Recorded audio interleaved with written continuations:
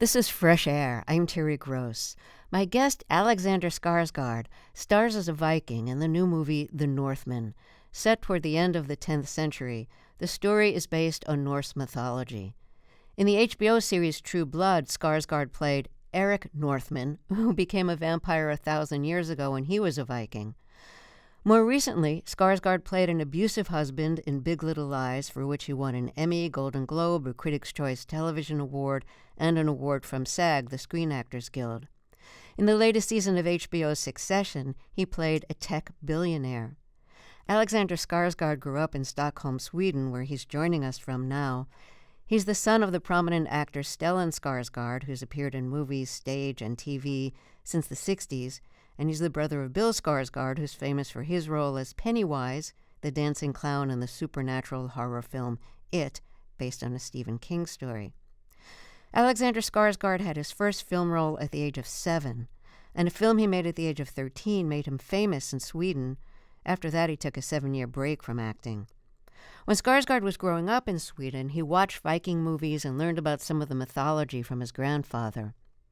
The new movie The Northman begins with his character as a young prince who witnesses his father, the king, be murdered by the prince's uncle, who then makes off with the prince's mother, the queen. The boy dedicates his life to avenging his father, saving his mother, and killing his uncle. The film skips ahead to 20 years later, when Skarsgård's character Amleth is part of a group of marauding Vikings who plunder and burn villages and slaughter the people living there. As one character describes him, he's a beast cloaked in man flesh. He acts like a beast, and he howls like a beast, as you'll hear in this scene in which the Vikings, on a night before a raid, are doing a warrior dance, chanting around a bonfire at night. The chant turns into roars, and at the end, you hear Skarsgård howl.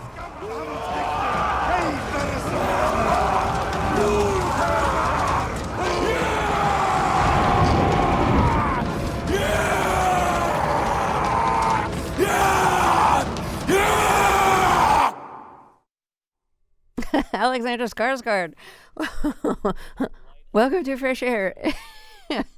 Did you have a voice left after that? Thank you very much, Terry. I'm honored to be speaking to you. That is quite a howl.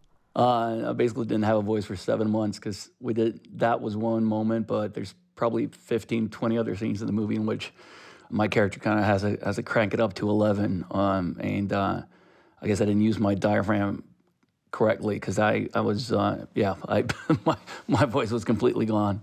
Where did you find that rage in yourself? That's a good question. In the clip we just heard, my character, it's a transformation. My character is a Viking berserker, and his spirit animal is a hybrid of a wolf and a bear. And it's this ritual that they go through before a raid of a village. And it was about shedding your humanity in a way, letting go of your humanity and turning into a beast. So tapping into a more atavistic, more animalistic state. And it was quite cathartic. I'm quite a mellow guy. I don't scream a lot. I don't like arguments. I don't like fights. I'm very Swedish, I guess. But so in a way, it was quite thrilling and exciting to shoot those scenes because I definitely got to tap into something I don't tap into very often, to kind of find that inner animal and let it out. So you grew up in Sweden. Your grandfather taught you a lot about the Vikings and Norse mythology.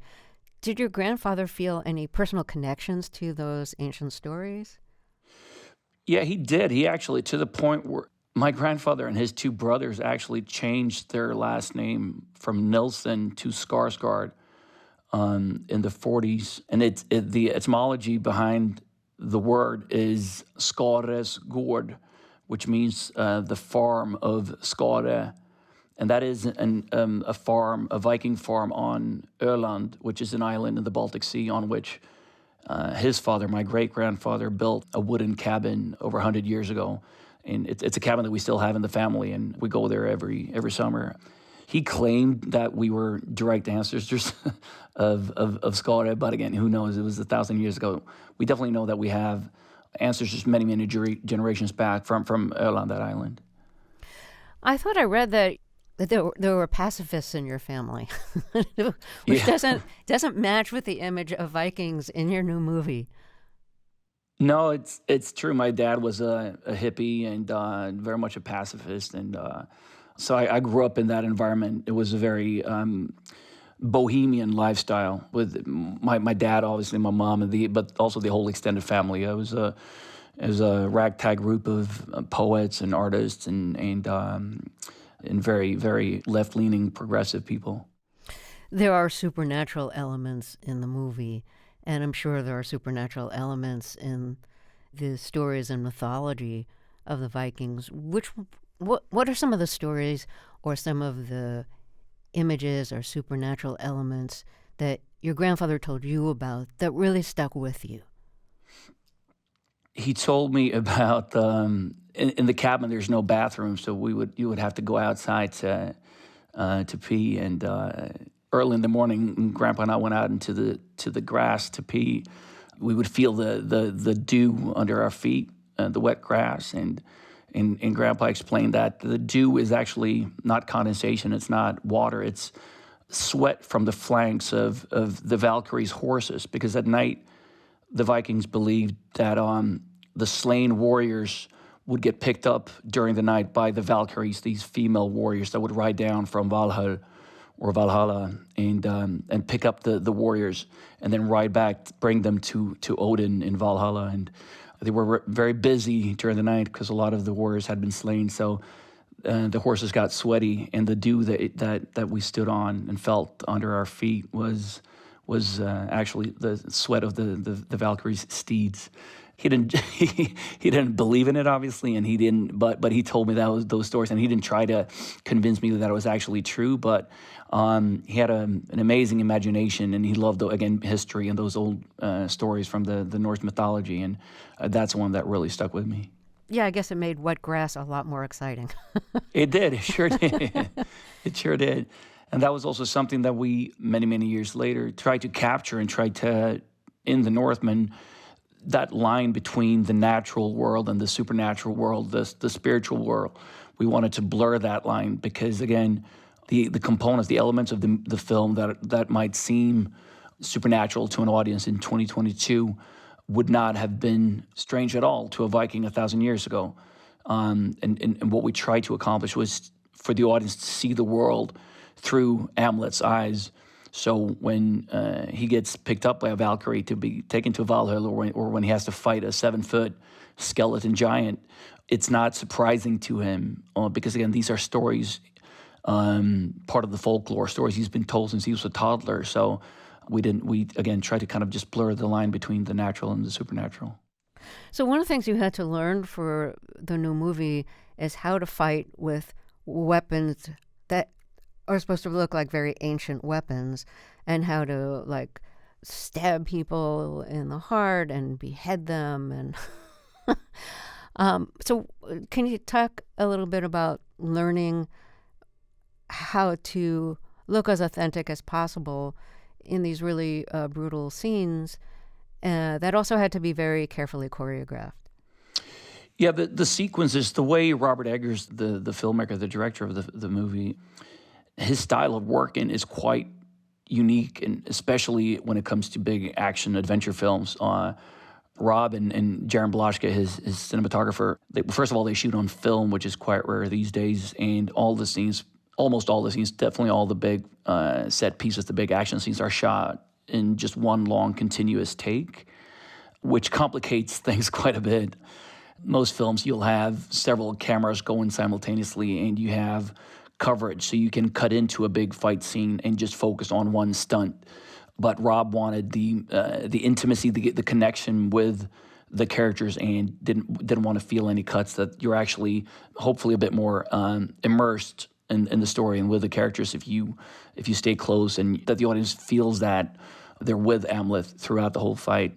It complicated things in a way because, for example, there's the scene that follows the The little clip of us howling that we just heard in the beginning is a 3-minute-long raid of a village, and with 20, 30 actors, 20, 30 stuntmen, hundreds of extras. There's horses, there's chickens flying through the frame, and again, a lot of moving components to making that work. And the camera's also moving with us throughout the scene. So it was technically quite challenging to accomplish that, but we knew that it would be, and so we started several months before we shot that scene and meticulously planning it and the choreography of it and the dance, so to speak, between us and the camera operator, because it had to be timed perfectly since all of us are moving through this melee, this chaos.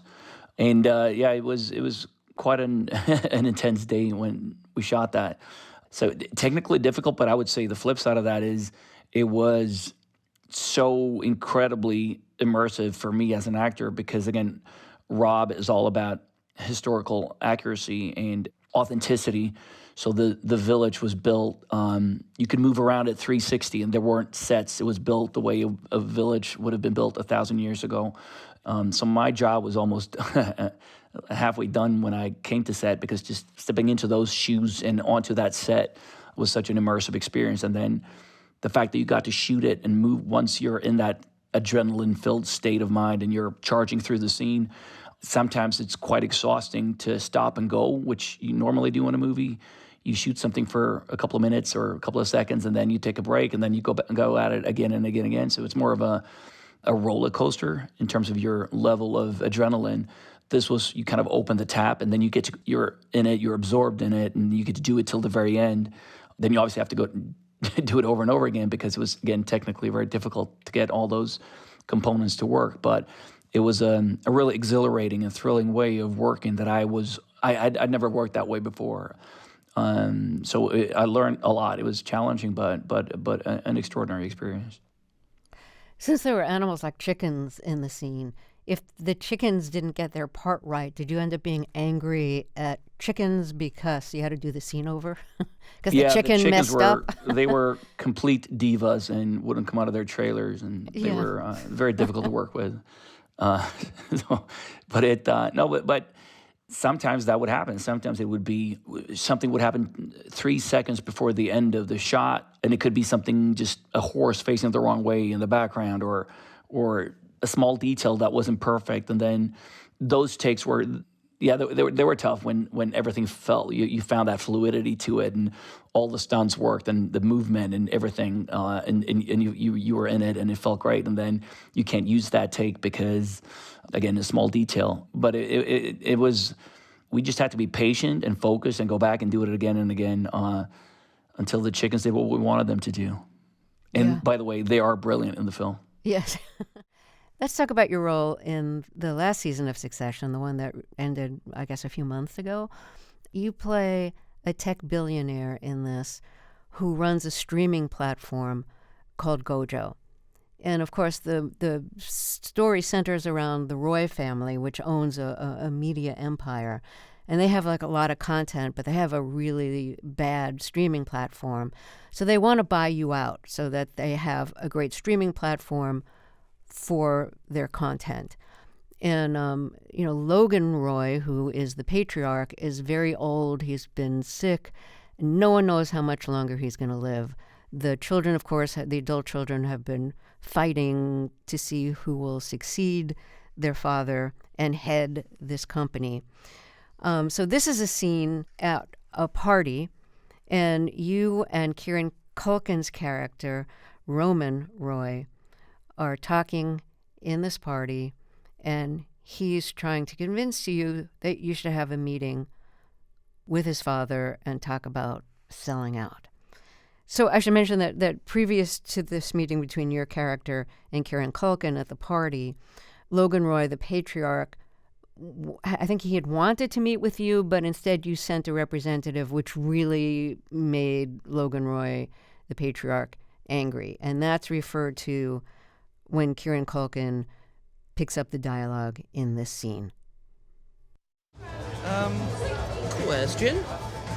My old man got a little bit grumpy this morning, but you weren't trying to humiliate him, right? I mean, everyone says, last big legacy content library, last super app streaming platform. We fit, obviously, right? People say we fit. Yeah. Well, I guess I do have one question, though. Yeah, hit me up. When will your father die? When will my father die? Yeah. Like, I don't want to be rude, but what kind of shape is he in? We're talking less than a year, or is more like 5 years? Because if it's 5, it's a long time. It would be better sooner, wouldn't it? No, I know. Like, we're laughing here, but, that is my dad, so, Right. Yeah. Easy there, No, Chief. I can tell that it's a bit weird for me. That's okay. It's just, I don't like the idea of a man hanging over me. No, I can understand. What's that? Because it's not my world. Media. Yeah. So his death would clear space. Mm-hmm. That scene is really funny, especially like the way you ask, like, when do you think your father will die? It just cuts straight to the chase, huh? Yeah. My understanding is that you went right from doing Succession to doing The Northman. So you go from playing this, like, wealthy, entitled tech billionaire to playing like this brutal Viking 1,000 years ago. And it's such a contrast. Even like your posture, like in a scene in Succession, at like your home where the patriarch is there talking with you, like you are like slouching in your couch with like your leg up, and it's not like a very respectful posture for meeting somebody who is your equal or more powerful than you. No. No, and that's also, there were so many things that made that character so much fun to play, but one of them was that he didn't have to treat Brian Cox's character like a king. He's like, well, I don't care who Logan is. I don't need him in my life, and that is something unusual in the world that the Roys operate in, because he is the emperor to everyone else, and suddenly there's a guy who again is like doesn't even bother putting on shoes before the meeting. He's walking around in his flip flops and slouching on the couch, and then suddenly, or not suddenly, but decides, well, maybe I should buy you instead. And Brian Cox is obviously one of the greatest actors of our time, so to be able to work with him, and Karen is also phenomenal on such a beautifully written, fantastic, and fun scene was a real treat. And we'd shot the majority of The Northman before that in Northern Ireland, but then we were going to go to Iceland and shoot a week or two out there literally right after shooting at that villa, the Lake Como house, which is, for anyone who's seen the episode, it's like the most beautiful house I've ever seen. It's absolutely stunning. And these Riva boats, these beautiful Italian wooden boats, and it's just like, there's so much wealth and luxury around that, like, it's mind-boggling. And then I went straight from there to Iceland, where I was going to play a Viking slave, so I put on shackles, and then I was being dragged through the Icelandic mud. So that was an interesting 48 hours, to say the least. Were you hooked on Succession before you had a role in it? Yeah, so I've only said yes to something once before without reading the script. It was when Lars von Trier called and asked if I wanted to be in Melancholia. And I just said, I don't care what you want me to do, but I'll be there. That's a great film. I really like that film. Thank you, Terry. I had an amazing time shooting that. So I do not regret saying yes without having read the script. And this would have been the second time. I absolutely adore Jesse Armstrong and admire everything he's done even before Succession, the Peep Show and the stuff he did in the UK. The writing is so smart. And I found season 1 and 2 of Succession some of the greatest television I'd ever seen. So when he reached out, I said, you don't even have to, like, eventually I'd love to know who you want me to play, but I'm in no matter what. Well, let me introduce you here. If you're just joining us, my guest is Alexander Skarsgård, and he stars in the new film, The Northman. We'll be right back after we take a short break. I'm Terry Gross, and this is Fresh Air. Let's get back to my interview with Alexander Skarsgård. He stars in the new Viking movie, The Northman. He also starred in True Blood, Diary of a Teenage Girl, Big Little Lies, and in the most recent season of Succession, he played a tech billionaire. So you grew up in Stockholm. Your father is actor Stellan Skarsgård. And people probably know him from Good Will Hunting, more recently from Dune. He was in HBO's Chernobyl, Mamma Mia, The Avengers, Melancholia, Thor. So there's a lot of diverse films people may know him from. What were you exposed to about acting when you were a child? Like, how did acting look at you before you were 7, before you had an acting role yourself? My dad did repertoire theater in Stockholm when I was a child, so he would rehearse during the day at the Royal Dramatic Theater in Stockholm. So he would rehearse during the day and then perform at night. And he worked with Ingmar Bergman on stage when I was a child. You worked with Ingmar Bergman? Yeah. I did not. Ingmar Bergman was just some old dude, so I wasn't really impressed by that when I was 5, 6 years old. It was more fun to hang out back in the hair and makeup department of the theater and play around with prosthetics and wigs and stuff. So, and then my father's dear friend, Allan Edwall, he was a fantastic Swedish director and actor, needed a 7-year-old kid for a movie, and he was over at our house having dinner and saw a 7-year-old kid running around. So he asked if I had any interest in being in the movie, and so that's kind of how I got started. So you became kind of famous in Sweden after you starred in a TV series when you were 13. You've said that being a child actor in Sweden is different from being a child actor in Hollywood. What's the difference? Well, first of all, the scale, it's basically like being famous in Idaho.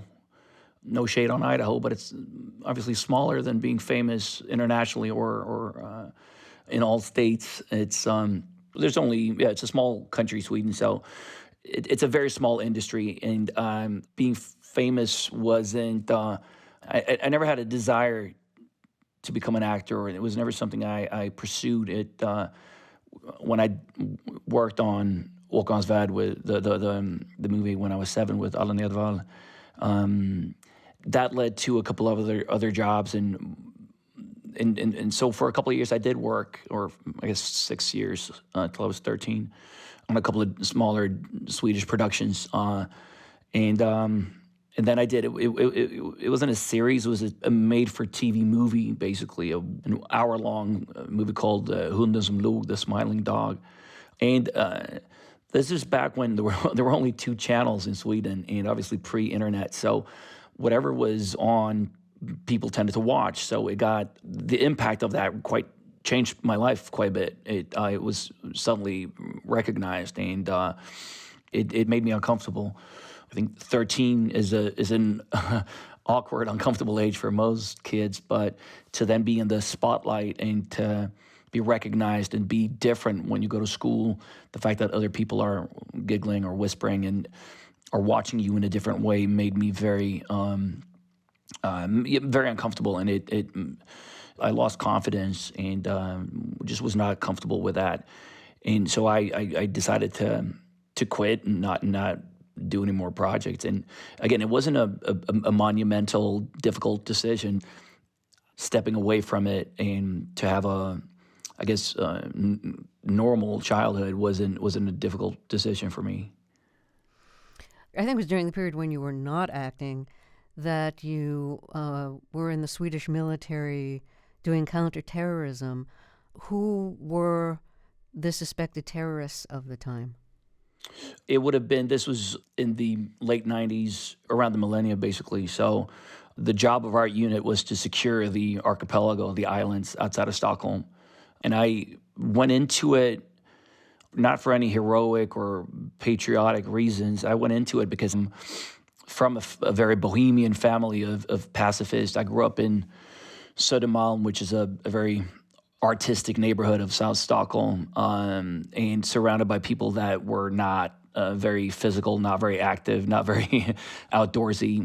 It was mostly dinner parties with lots of wine flowing and conversations about art rather than out in nature or. So at the age of 19, I wanted to do it more as a personal challenge, and it felt so kind of diametrically opposite my upbringing. So I wanted to I guess challenge myself and go do something that was that I had never done before or experienced before. How was the experience? How did it work out? It was horrible and wonderful. It was a year and a half, and it was very challenging physically and mentally. But I think I learned a lot about myself and about working with others, because we worked in small units, myself and 3 other guys out in these islands. So we're very, we operated very independently. I formed some strong friendships, and I'm in hindsight glad I did it. But yeah, I want to hear about the horrible parts. What was horrible about it? No, they test you, obviously, and it's when you go through on basic training, and then when you're out, and they want you to kind of find your limits, and physically and mentally, and challenge you so that you can operate even under distress. So that was something that, as quite a spoiled, comfortable kid from an urban area in Stockholm, where I never had to kind of deal with the elements. If it was raining, I just didn't go out, or if it's cold, I put on an extra jacket. So that was all kind of I wouldn't say shock, but definitely something I wasn't accustomed to. It sounds like good training for the Northman. It was basically, it was pretty much the same. Northman, we crawled around in mud for 7 months, and that's basically what I did for a year and a half in the military. Let me reintroduce you here. If you're just joining us, my guest is Alexander Skarsgård, and he stars in the new Viking movie, The Northman. We'll be right back. This is Fresh Air. You were very self-conscious as a young actor at the age of 13, and you didn't want to act because you didn't like being different, you didn't like all the attention. When you got the role of Eric the Vampire in the HBO series True Blood a few years ago, you became a star from that. And not only that, you became a kind of heartthrob. So I'm wondering what that was like for you as somebody who had previously rejected the idea of being noticed as an actor, offset. Oh, suddenly I loved fame. I think I was old enough and a bit more confident and secure to be able to handle all the chaos around being an actor and being on a show that gets a lot of that hits the zeitgeist and gets a lot of attention.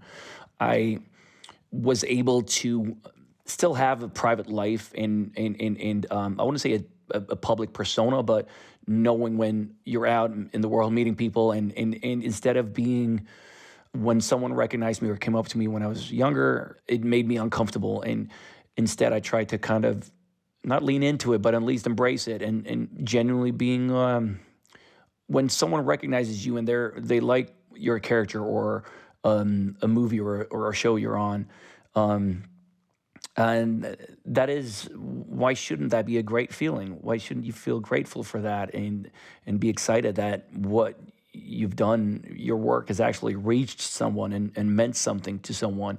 So I try to approach it from that angle to take joy out of that. And the fact that, again, I'd been unemployed and struggling to find work for many years. Not only had I gotten a job, but I gotten a job that people actually cared about. And that is a wonderful feeling. That's definitely not always the case. And I think that mindset helped me when it got crazy around True Blood.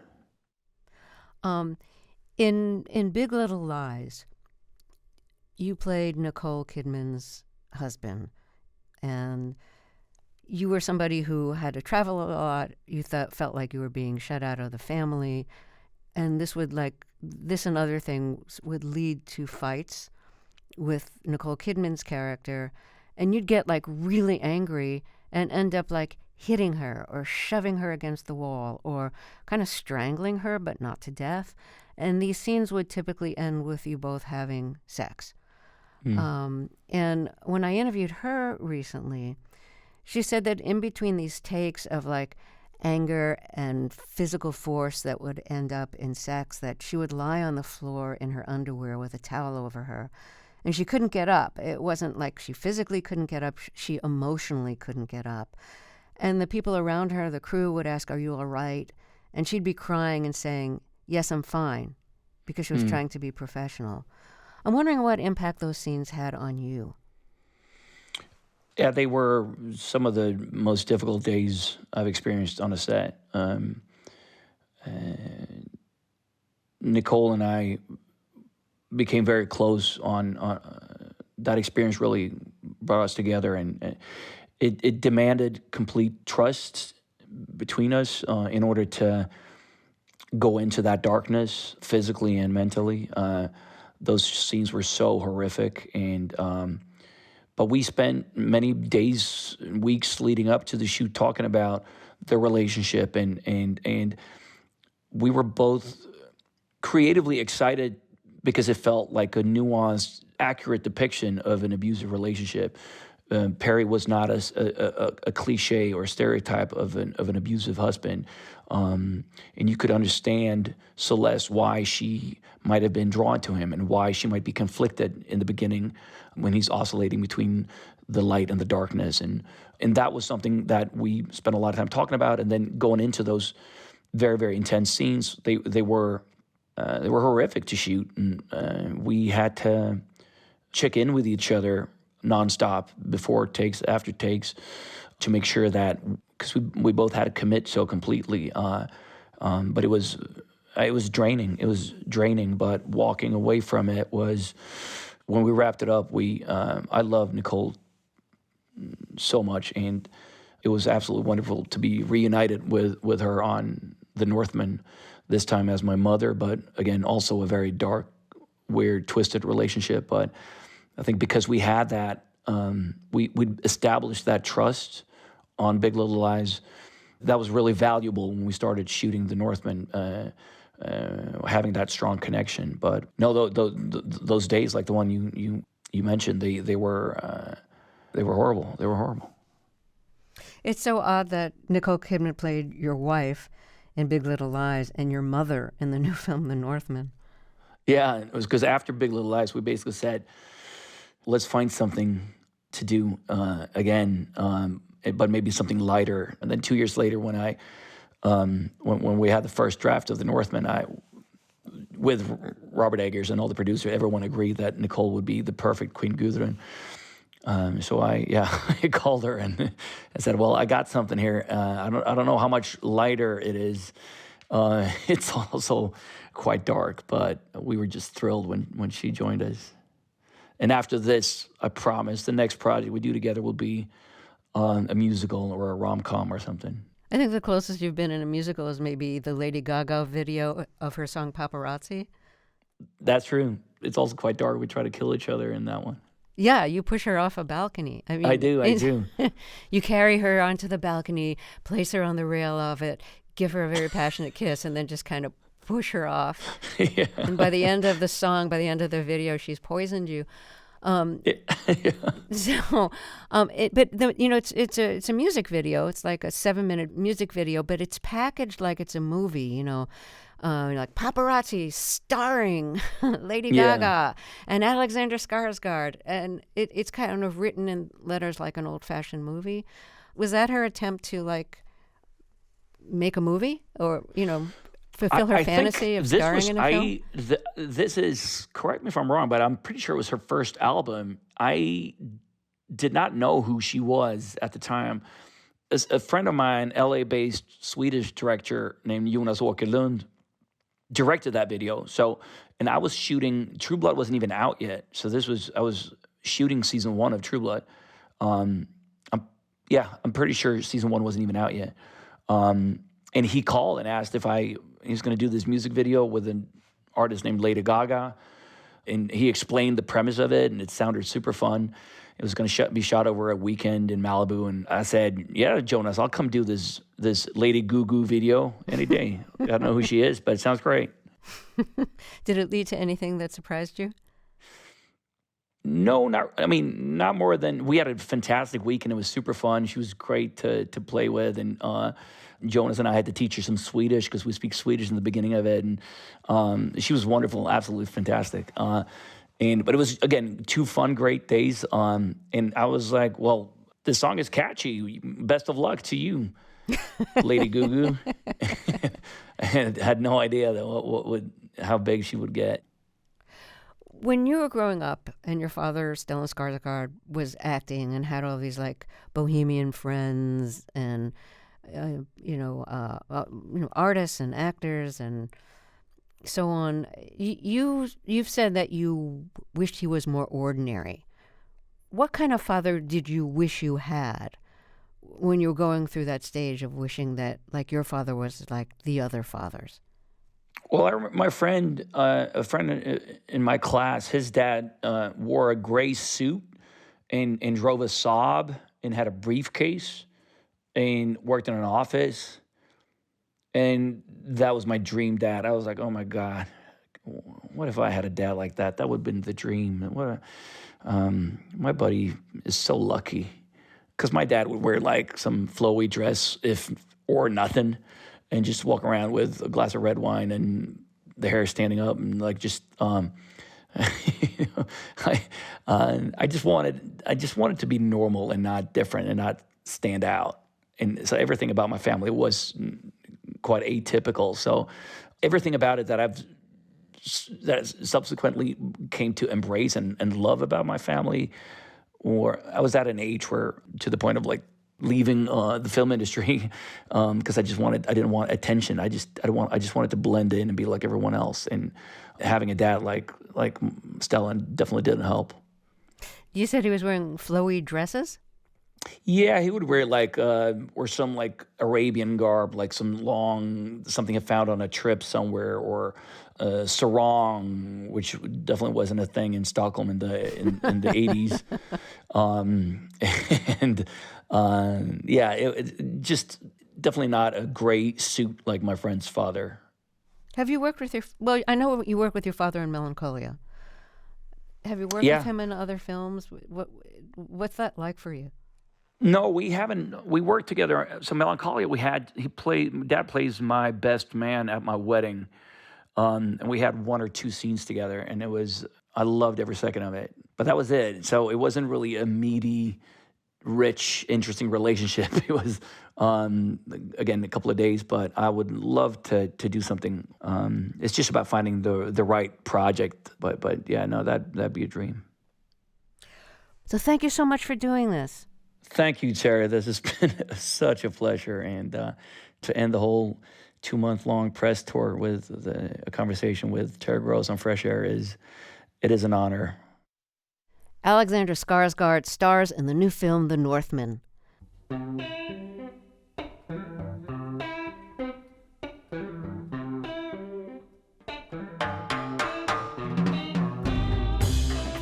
Fresh Air's executive producer is Danny Miller. Our technical director and engineer is Audrey Bentham. Our interviews and reviews are produced and edited by Amy Salet, Phyllis Myers, Sam Brigger, Lauren Krenzel, Heidi Saman, Teresa Madden, Anne-Marie Baldonado, Thea Challoner, Seth Kelly, and Joel Wolfram. Our digital media producer is Molly Sivi-Nesper. Roberta Shorrock directs the show. I'm Terry Gross.